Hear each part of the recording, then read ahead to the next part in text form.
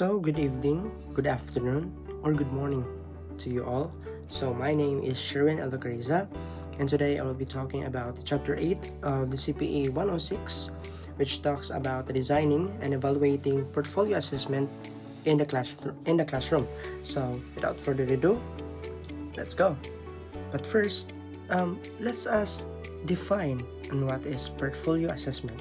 So, portfolio assessment is a method of evaluating a student's work over time to assess their progress and achievements. It's a collection of students' work that demonstrates their understanding in a subject area. So, also, there is this term called uh, assessment or the portfolio development. So it requires learners to collect and integrate examples of their work and allows the teacher to assess the learners to scaffold them as well as their assessment.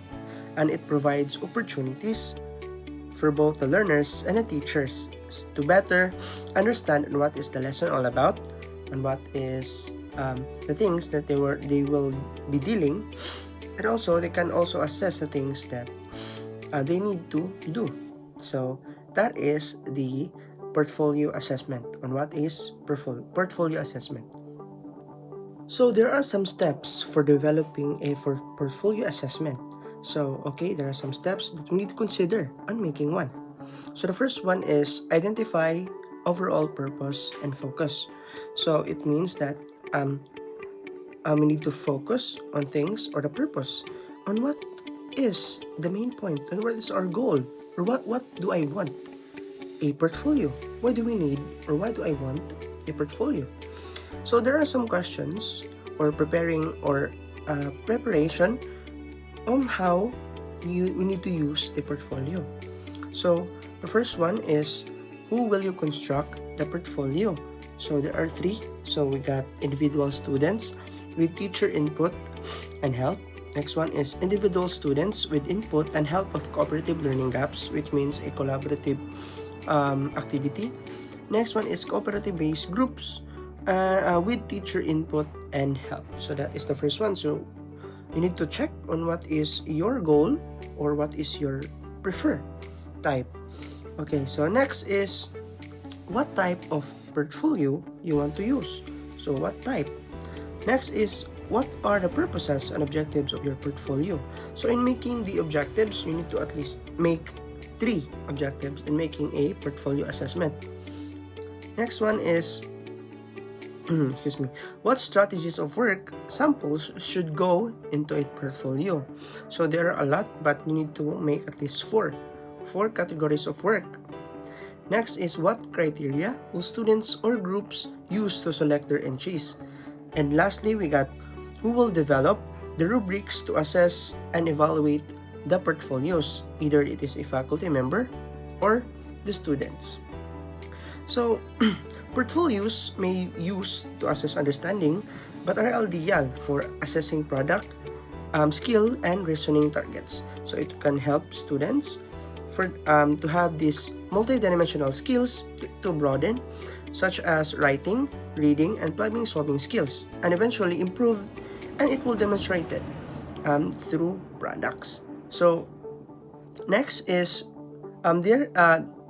we have here a reading skill performance. So we got the goal, the sample classroom activity, portfolio evidence, and assessment tools. So these are the things that we need to consider if we are going to have a assessment with reading skills. Okay, the first one is the goal, which is have decoding, which is basic reading skills. In a sample classroom activity, we have read simple text, like you have to read simple texts. Next is portfolio evidences, such as World Bank. We got reading task or reading on cassette. Lastly is the assessment tools, which is individual program, report, peer complement, and etc.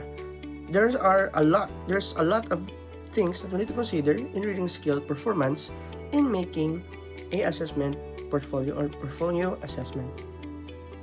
So number 2 is number 2 that we need to consider is identify the physical structure. So physical structure, it means that what will be what it will look like, when will students place the outputs, what type of container is appropriate, do they need to file folders, clear books, or plastic bins, and so much more. So there are some things that we need to consider in terms of the physical aspect or physical feature of a portfolio. So again, these are the questions or guide questions for us to know what will be our physical structure or the physical structure of the portfolio. Okay, next is number 3. We got determine the appropriate organization and sources of content. It means that the context of portfolio consists of entries. Okay, there are entries. So the entries are, we got some subjects here. So example of entries are also considered as artifacts for portfolios. So these are language arts, mathematics, science, and social studies. So these are the basis of artifacts. Whereas if you want to have a portfolio assessment in this subject, you need to consider this also. In the language art, we got the favorite poems, mathematics, illusion, science is prediction based on prior experience, and social studies, we got presentation of view of society. So next one is, okay, but before that, select the if you need to do that, you need to select the organizational entries of portfolio that will allow the students to meet the purpose of portfolio. If your target is to show performance product, select output-oriented task. If you need to provide feedback to students on the procedures to use in putting together a report, include a summary of the process as part of the portfolio. So you need to be cautious on what will be your portfolio assessment is, or what is the artifacts or entrees that you need to be picked. Okay, so number 4 is determine the students' reflection guidelines. So before implementing your portfolio assessment plan, establish guidelines to help students self-reflect along the way. So we have some guide questions as well. So the first one is we had describe the steps and the use of the student's activity. Which steps really helped you complete the activity, and which ones were less useful? What would be the change and next step? So these there are a lot of questions here that we need to consider if we want to have a student's reflection. So in this step is we need to get the student's reflection for them to have this sort of idea on what will be the assessment all about. So next is number 5 is identify and evaluate scoring criteria. So after the student reflection guidelines, the next step is to establish the scoring criteria you will use in evaluating students' performance. By working on the students' criteria, students will develop greater ownership of the process and will have experience in working cooperatively and collaboratively with you as a teacher. So in this case, we have here a math problem solving portfolio rating form. So in the top line is we got the content categories. So you will select on what will be your content, and at the bottom is for the students to comply or to be completed by the students. So we had your date submitted, what does the problem say about you as a problem solver, and so much more. So next is we have here as a teacher. Okay, to be completed as a teacher. So you as a teacher, you need to be what? You need to be honest, because you have to critique or to score your students, or what will be to rate your students. Okay, to rate your students. So we have here the quality of reflection. We have 5 to 1. We have mathematical knowledge. We got 5 to 1 also. Strategic knowledge 5 to 1.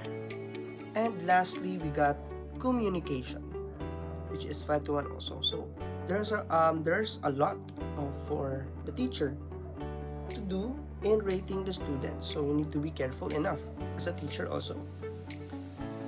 So next is communicate the results of portfolio evaluation.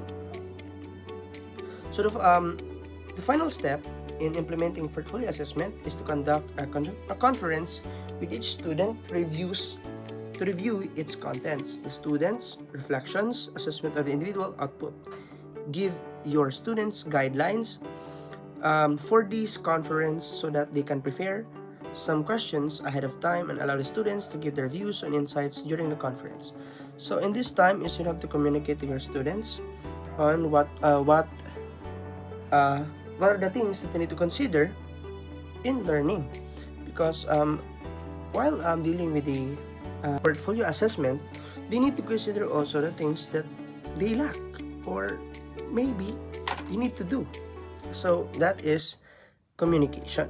But there are also some question or guide questions on this. So we have there the checklist on implementing the using portfolio. We got first one is, are students knowledgeable about what this portfolio is and how it will be used? Do students know why portfolios are important? So there's a lot of questions, so you need to read all of those questions for you to have this implementation of the portfolio or using portfolio. So next is we got the portfolio evaluation. So it is time to evaluate the portfolio. First is student evaluation. One advantage of portfolio assessment is allowing the students to revisit, reflect, and evaluate their own work. This allows them to practice critiquing and conceptualizing the quality of their work based on the criteria performance. This also provides an opportunity for students to become better achievers as they learn to reflect on their strengths and weaknesses. So, by using the portfolio assessment, students will more likely to have a self-reflection on what they have done, what is their performance way back before implementing the portfolio assessment. So, this is the student evaluation. Next is, and also, here are some questions regarding to the students' evaluation. So some questions that can be asked to facilitate students' self-reflection. So the first one is, why did you select this piece of writing? What do you learn from the selection? Can you identify your strengths and weaknesses? So these are the main points for the students' self-reflection. So we need to ask these questions. Next one is teacher evaluation. Evaluating a portfolio involves making judgments about students' output. The teachers can use numerical scores to summarize judgment or qualitative system. Scoring needs to be reliable and should not be affected by inconsistencies not related to the qualities being judged. So a teacher, if you have to evaluate or you have some scores already, you have to bear in mind that you need to take credit also the things that you have done to your students. So you have to adjust or to suit on your students' performances. Next one is student-teacher conference. So student-teacher conference is, as mentioned in the steps, is developing portfolio assessment. The final step is to conduct the conference with each student to review the contents, reflections, and evaluation. It should be scheduled throughout the year, which provides important link between the students and the teachers. Your student can be responsible for conducting the conference, and they will be served as a motivating force for the learners to produce excellent portfolio in the future. So the student-teacher conference, you have to assess your students on what will be or what are the things that the students will do at the next time or the next quarter maybe. So by this, they will know on what is they lack on their performance as well as how they learn. So and how they learn, maybe there are some gaps that they need to do, there are some things that they need to consider, and maybe there are some reluctancy when it comes to learning in specific artifacts or entries. So last is we have this checklist which can help you to design or enhance your portfolio assessment program. So here we got a portfolio development checklist. So the first one is what purposes will your portfolio serve? We have here check any apply. So we have this a lot of things that we need to check if if it does apply to you. Or we have these others as well, if you want to put something that is not part, or that is not appear in the selection. And number two, we got the what cognitive skills will be assessed by the individual interest. So we have this as well. We got the cognitive strategies, deep understanding, and you need to specify. Okay, and we got others as well if you want to write something. Number three is we got what dispositions do you want to interest to reflect. We got this flexibility and so much more. Next is what criteria or rubrics will you use to judge the extent to which these skills positions were achieved. So there is no choices here, so you have to write on what will be your criteria or rubrics that you need to put for the positions or the skill that we're going to achieve. So number 5 is in rating the portfolio as a whole, what things you will look for. Okay, so you have is the variety of interests, growth in reflection, growth in skills or performance, organization, presentation. Next, number 6, we got what kind of skill will you contrast to rate the overall portfolio. You have to write something. How will you combine all the ratings into final grade? Number 8, what will be your involved in the planning process? We got the learners, teachers, or parents. What content categories are included in the portfolio? Number 10 is we got this, will learners have choice over content categories, yes or no? Who decide what samples, and so much more. So these are the checklist for you to have a wonderful and flamboyant or wonderful portfolio assessment program for your students. So that is all. So again, my name is Sherwin L. Ocariza from BSED English 2. So work hard and work smart. Peace out, yo.